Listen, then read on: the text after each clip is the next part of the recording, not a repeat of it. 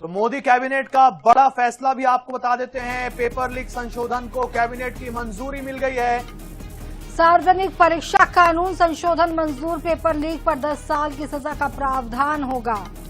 10 करोड़ रुपए के जुर्माने का भी प्रावधान होगा। तो देखिए सीजेपी का प्रोटेस्ट जो है मधु, सीजेपी प्रोटेस्ट जो है और सरकार अब देखिए लगातार फैसले ले रही है।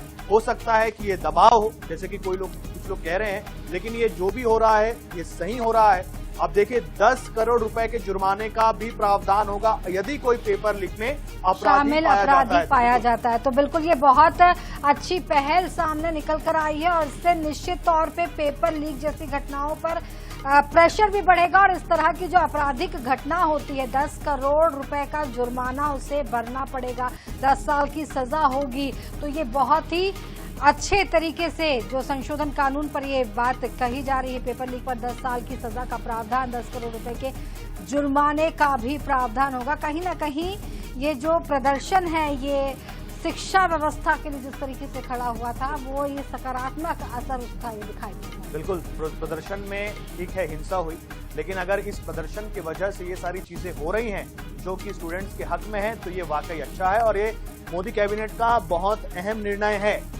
ये देखिए सार्वजनिक परीक्षा कानून संशोधन मंजूर हो गया है।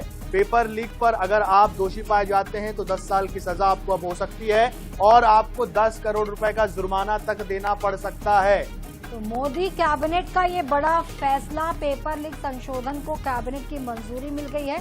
सार्वजनिक परीक्षा कानून संशोधन मंजूर हुआ है और इसके तहत पेपर लीक पर 10 साल की सजा का प्रावधान होगा, 10 करोड़ रुपए जुर्माने का भी प्रावधान होगा।